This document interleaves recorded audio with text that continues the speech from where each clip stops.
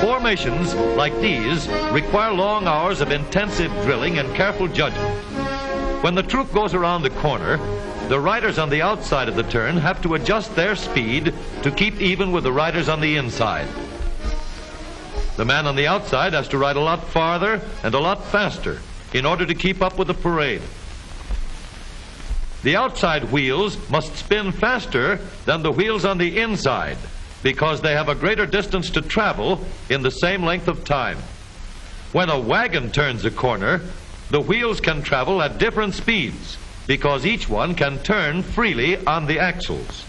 And in the early automobiles, the rear wheels turned separately and only one wheel was connected to the engine.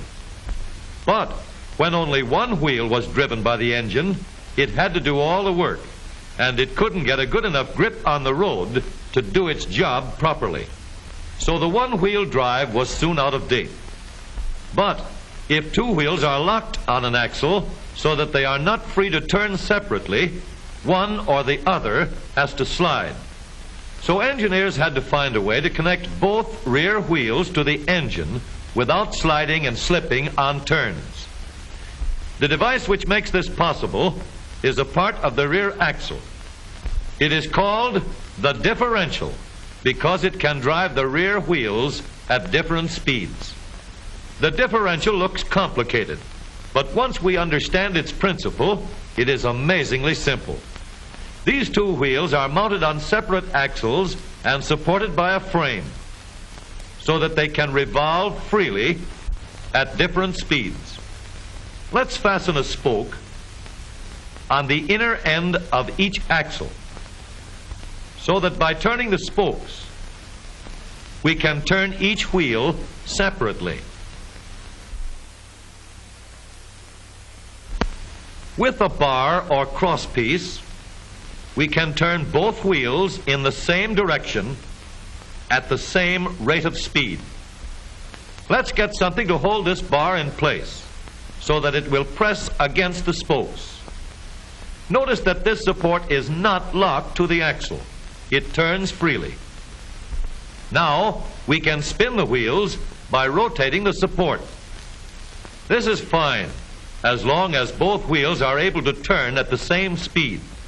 But let's see what happens when we go around the corner. With this arrangement, we cannot drive one wheel faster than the other. And if we stop one wheel, the other wheel won't budge. Let's put this bar on a pivot so that it can swing in either direction.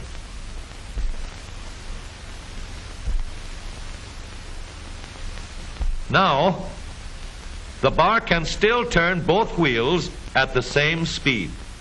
And because it pivots, it lets one wheel turn even when the other is stopped.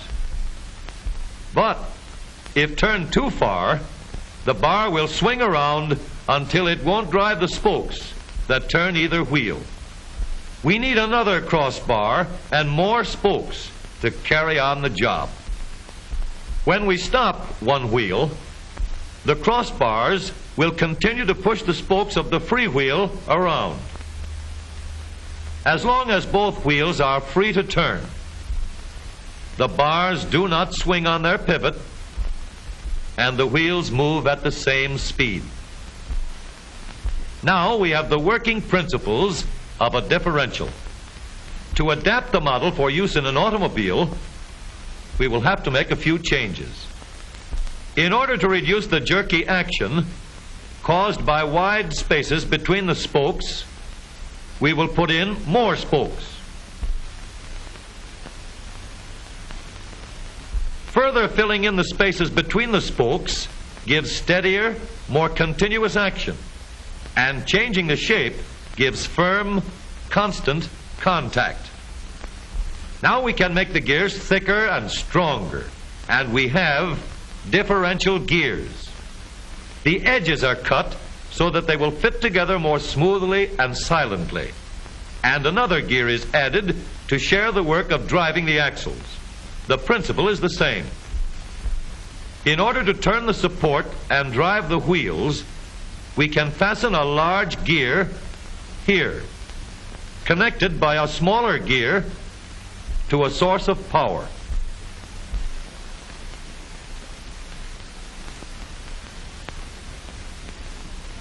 Notice that the power is connected to the differential at the center line. We can make our model more compact by moving the gears closer together. When we put our differential in an automobile, we have to leave room for the drive shaft, which carries the power from the engine.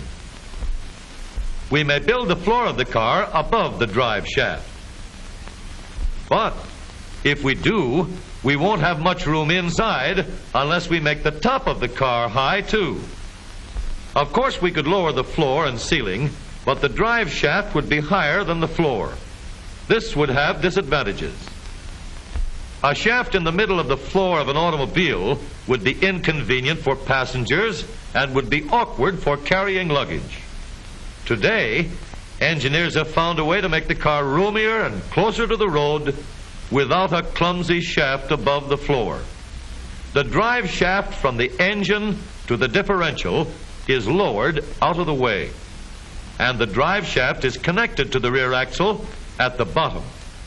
The new low center drive makes the rear axle quieter, stronger, and more durable because it gives better, smoother contact between the gears.